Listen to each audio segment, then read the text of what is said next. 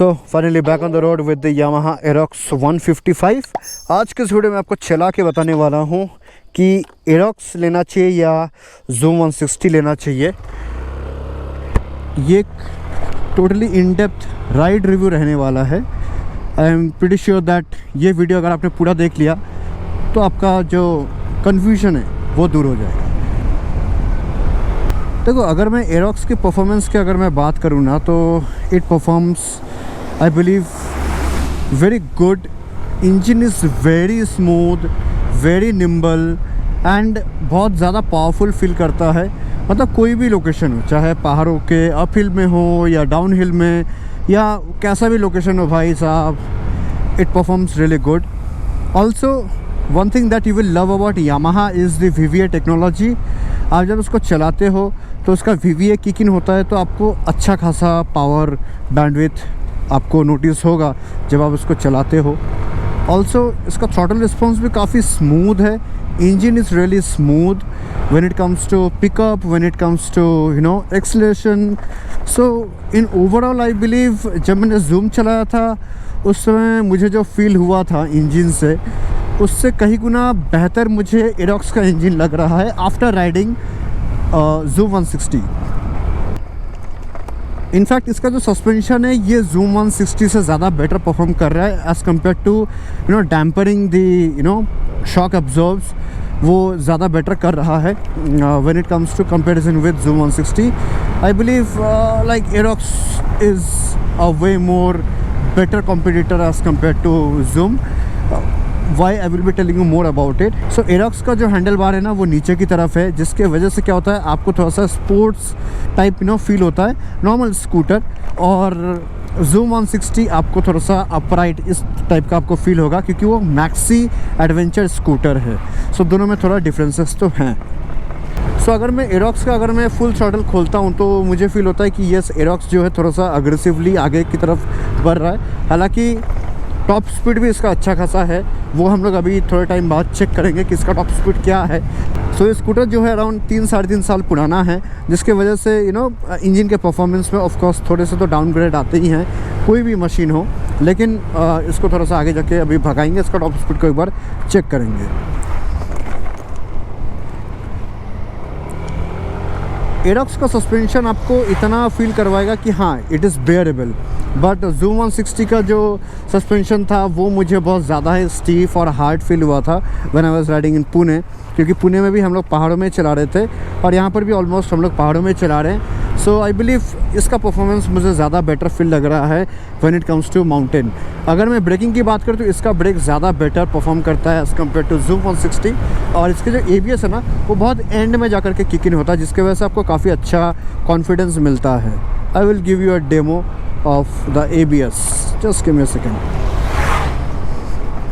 Okay, so मैं straight road पे थोड़ा सा भगाता हूँ and then I will press the brakes. ये देखो ABS किक इन हुआ 1 या 2 बार एंड ये पूरी जो अपने स्कूटर को रोक दिया, तो इसकी ब्रेकिंग मुझे काफ़ी ज़्यादा बेहतर लगे as compare to Zoom 160। Zoom 160 का जो सस्पेंशन है वो बहुत हार्ड है, जिसके वजह से आपको डेली लाइफ में थोड़े से स्ट्रगलिंग फील होगा। वो एक मैक्सी ADV स्कूटर है, ये एक मैक्सी स्कूटर है, तो दोनों में थोड़े से डिफरेंसेस हैं, लेकिन उसमें आपको हेड टर्न ज़्यादा मिलेंगे, लोग आपको मुड़ के ज़्यादा देखेंगे अगर आप जूम 160 लेके घूमते हो। और Aerox is pretty much common in nowadays, so Aerox को उतना मे बी अटेंशन नहीं मिलेगा। बट अगर मैं ओवरऑल अगर मैं फीडबैक की बात करूँ तो I will definitely go with Aerox 155 when it comes to comparison between both of the scooters, which is Zoom 160 and Aerox 155. Also इसका एक ड्रॉबैक मैं कहूँगा कि जब आप एरोक्स चलाओगे, अगर आप इस तरीके के डाउन हिल में अगर आप चला रहे हो या फिर आप ब्रेक प्रेस कर रहे हो तो आपका हिप जो है वो अपने आप आगे की तरफ आ जाए, क्योंकि इसका सीट जो था स्लैंटेड की तरफ है, मतलब आगे की तरफ है, जिसके वजह से क्या होता है कि आप जब इसको चलाते हो ना तो आपको वो फील होता है कि आप आगे की तरफ आ जा रहे हो। Also same with the pillion. Aerox के इंजन से जो आपको वो पावर बैंडविड्थ का जो फील आता है ना, that is at a different level. मतलब इतना रिफाइंड आपको इंजन रिस्पॉन्स सबको मिलता है। आपको ऐसा लग रहा है कि आप एक ऐसे इंजन को चला रहे हो, एक मतलब मोटरसाइकिल का इंजन को आप चला रहे हो सिंपली, लाइक क्योंकि इसमें R15 का इंजन दिया हुआ है विथ अ लो पावर। सो आप समझ सकते हो कि मतलब VVA टेक्नोलॉजी के साथ लिक्विड कूल्ड इंजन आप जब चला रहे हो, and when you are accelerating it hard, like you are feeling that confidence, और आपको ना वो इंजन से फीडबैक मिलता है कि it is very nimble, very agile, along with the feedback that it is making you feel that yes, you can go on the corners by pushing the throttle. So any day I will be preferring Aerox 155 because of its engine reliability. Hero के भी engine काफ़ी अच्छे हैं, लेकिन जो market में जो आपके स्पेकुलेशंस हैं कि कुछ टाइम बाद इंजन ख़राब हो जा रहे हैं या फिर सर्विस सेंटर में बहुत टाइम लगता है पार्ट्स आने में। हालांकि यामाहा के पार्ट्स आपको थोड़े से महंगे लगेंगे because they come at a very expensive price, but मेरे हिसाब से यामाहा के पार्ट्स उतने जल्दी ख़राब भी नहीं होते हैं। So in that situation, until unless you don't break or you don't damage, you don't have to pay for any of the parts, and they are very long lasting.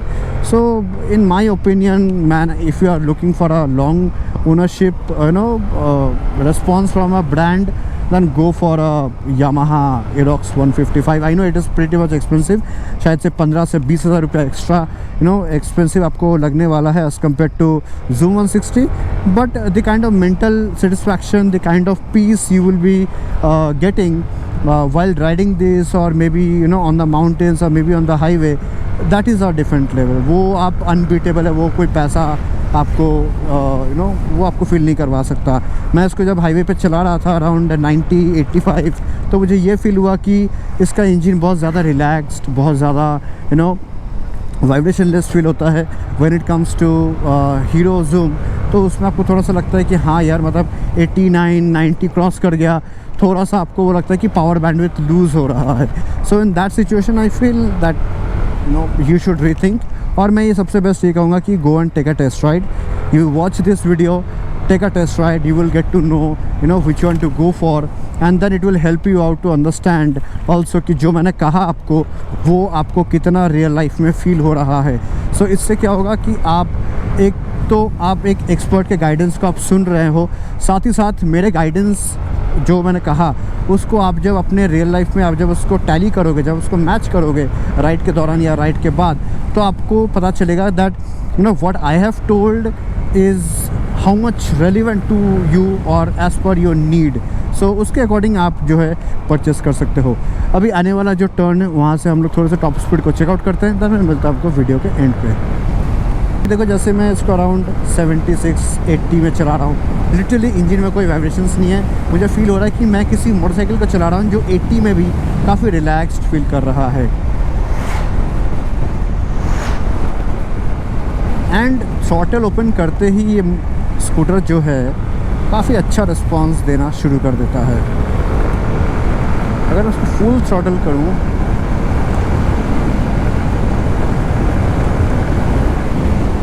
Okay, इसके breaking काफ़ी अच्छे लगे। देखो ना कितने aggressive breaking है, मतलब ABS kick in नहीं होता है, but you get a full confidence on the braking. अब इसको थोड़ा सा भगाते हैं।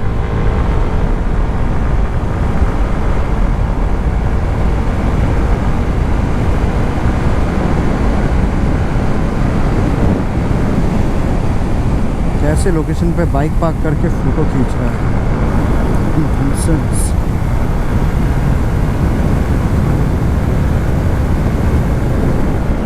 Even at the speed of 100 it feels very planted. अभी देखते हैं इसका top speed. Okay, let's go.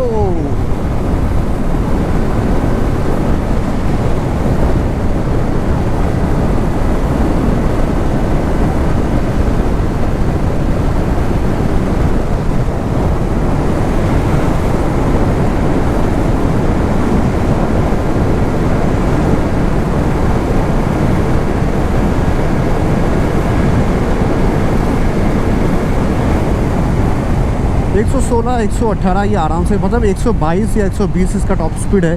हालांकि जो Zoom 160 उसका अराउंड 19-110 के आसपास हो गया था। हमें लगे this was all about regarding the speed and the review.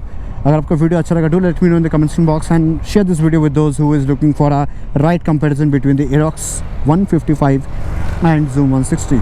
With all that said, thank you so much. मिलता हूँ मैं आपको अगले किसी रिव्यू वीडियो पे. Bye bye. Till then, ride hard, ride safe.